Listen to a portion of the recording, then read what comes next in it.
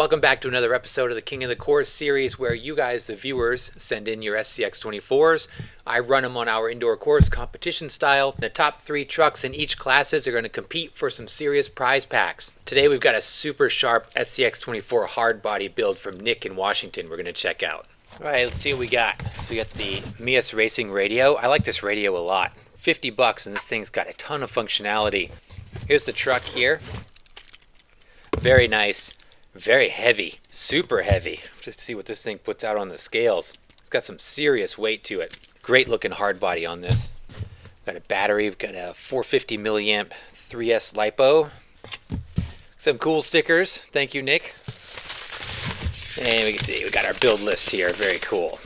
Oh nice, Nick has also provided the price on his as well. A lot of folks have asked to see the price if possible, so it's nice to see that breakdown. It's actually relatively inexpensive too. I think you guys are going to be surprised with this. So this is Hank. Nick has named this build Hank. Let's see what old Hank's about. He says his goal with Hank was to create a budget comp crawler build, which makes sense why the overall cost is pretty low. We'll start with the exterior of this thing. I really like the exterior of this thing. It's got this hard body Toyota build. Where did this come from? So this came from, he says, shout out to Jacob O'Connell for the, I'm assuming, printed Toyota hard body. This is really nice. It's pinched in the front and rear, going to give this thing lots of clearance. Nick has done a good job giving it some weathering on it to give it that old beat up look.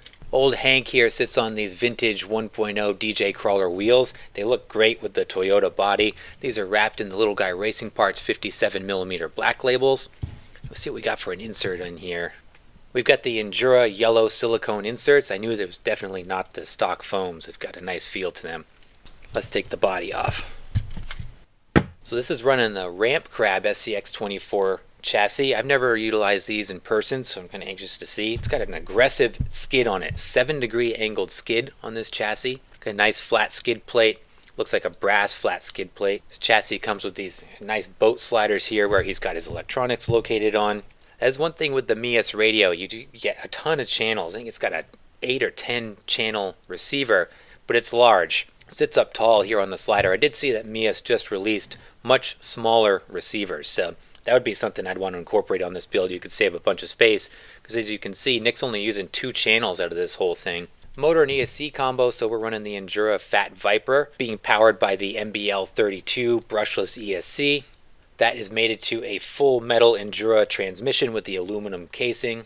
For suspension, we're running the Injora 39mm oil shocks. I like these shocks for an SCX24. They are really good. He's got the springs in the back, no springs in the front. Underneath, we've got brass high clearance linkage. These are from Injora. These are the one piece. These are not the ones with the adjustable rod ends. Stock plastic drive shafts front and rear. We do have the Meus Racing isokinetic nylon axles. Dig these axles. I'm seeing these on a lot of builds. They are so impressive because look at the steering angle. It always impresses me. Powering that steering, we've got a Rampcrab servo up front with a purple horn. Total cost of this build all in, $378. So that's pretty impressive. I'm anxious to see how it performs. When you think about if you buy a new SCX24 for $150, it's very easy to put another 150 or so into it. And this is a nice, really well set up build for under $400. Brushless power, everything, so very impressive. Some shout outs.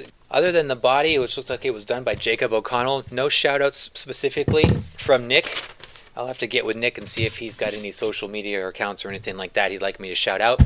But let's not waste any time. Let's put this thing back together. We're going to get it on the corner scales and the setup table, and then we're going to run it and see how this budget comp build does. On the 4-corner scale, let's see what we got. So 56% front, 44% rear. Nicely balanced 50-50 side to side. Total weight of 630.5 grams. Oh, 630. On the RTI, here we go. Not a flex machine for sure, but does have some decent flex to it.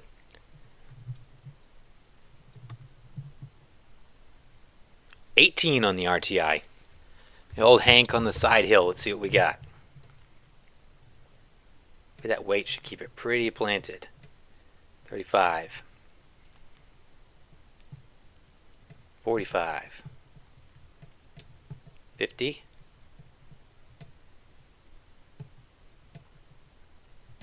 55, oh, 56 on the side hill, and now the vertical. Boy, this thing is heavy. Just feel the weight on this. 45. 55.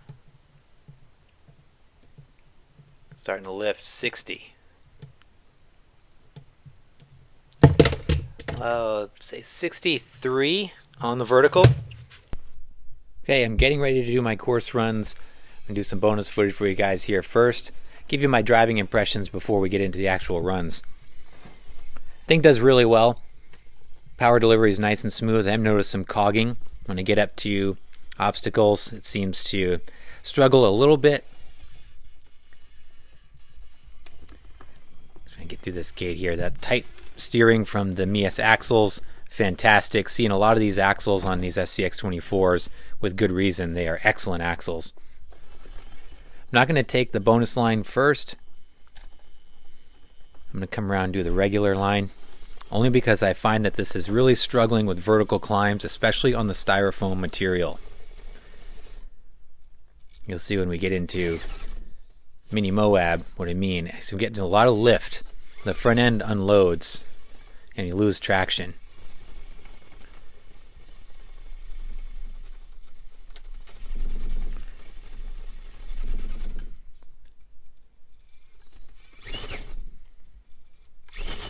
Lots of power on 3S. Yeah, I would have lost that gate. I hit that pin.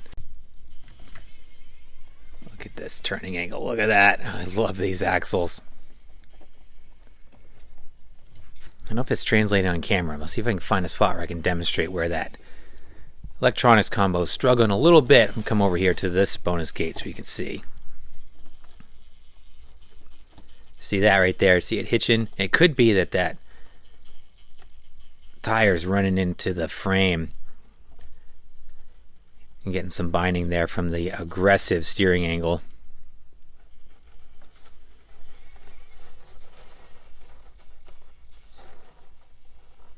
Yeah, it does appear to be at full lock when that happens. Here's where I found a lot of the challenges. I get set up for the escalator here.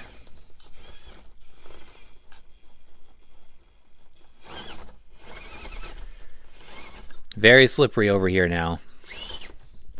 And bump it there.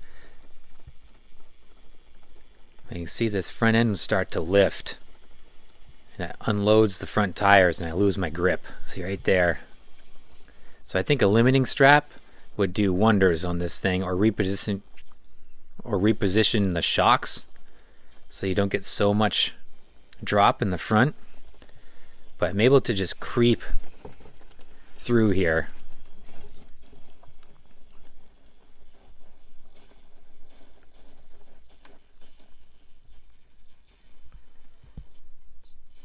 If I can get that front end to stick, I don't know if it's going to. I can be ready to catch it here.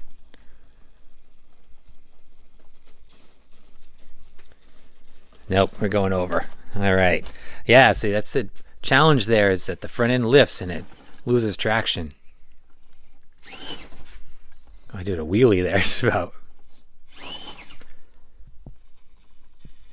There we go. On declines, it seems to be in good shape. You watch it come down the chute here. We get a little bit of lift in the back, but doesn't throw off performance. Still in action. All that weight, the thing's very planted. No roll in those tires with those silicone inserts. So it sticks really well on the side. We'll head up Hell's Gate.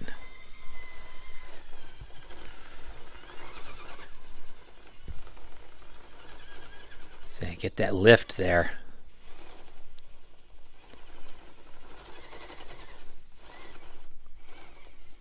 I'm surprised I'm not getting more grip. Oh.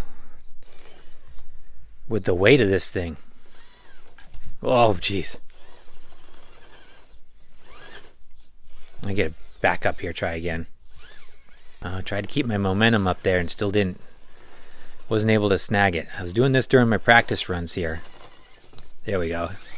And then keep momentum up there. So this is going to be a fun and challenging run with this thing, I think. I'm going to have to be really cautious with my driving, especially on the verticals, on the escalator in particular. I think it can do everything, I'm a little skeptical about that first bonus gate on the canyon, so we'll see. But I'm going to come back around here and then get the GoPro and we'll hit the course.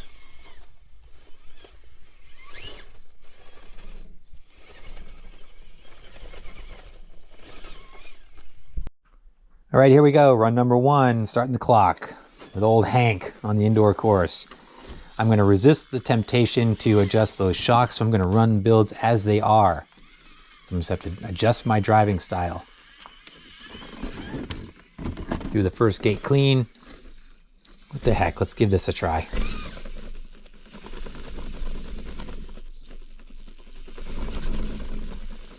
Boy, the wheel hop is killer. Oh, yep, I shouldn't have done it. I'm going to skip it. Take the regular run.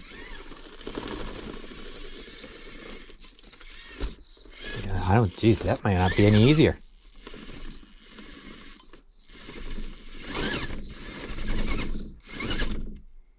You can hear the weight of this thing. That might also be another hindrance to this, is that it's very heavy, maybe too heavy.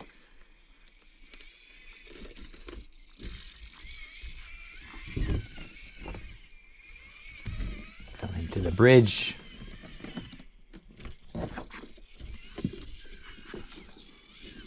I'm going to go for this bonus gate over here. I think this is a good one.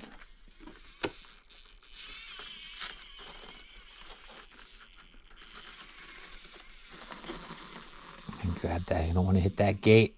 Ooh, inching through there, clean. That was close, but we got it. Be careful. I've lost it in the hot tub when I was practicing, so come out here clean. There we go. Some extra light. There we go. All right, this is where things get real tricky with this truck. I see a little bit of hesitation from the power plant there, electronics.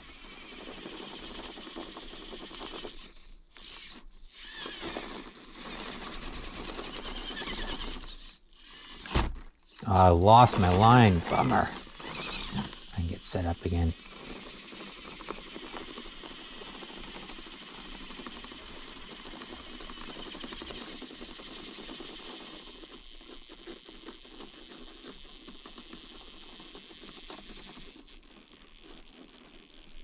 Oh, this is really challenging. Look at that front end is way up in the sky. Ah, yeah, just shot it there. See if we can stick this. Yes. All right. Now again. Oh, I'm so nervous bumping it like this. Oh, yes. Nice. That was good.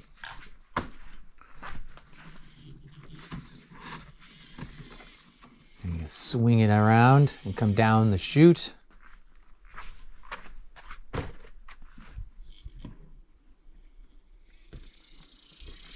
Yeah, nice and smooth there. Hit this bonus gate. So I'm thankful for those axles right there, the turning radius. Excellent. Another tricky one up Hell's Gate here. Yeah, that's the key, is keep that momentum up. I lost it there though. See if I can sneak over. Yes, nice. I almost feel like I could do this with no reversals. I'll give a little bit more room. Oh, lost it. Bummer. All right. Almost clean down there. Head through Articulation Alley. Does great through that section. To our last gate up the canyon one more time.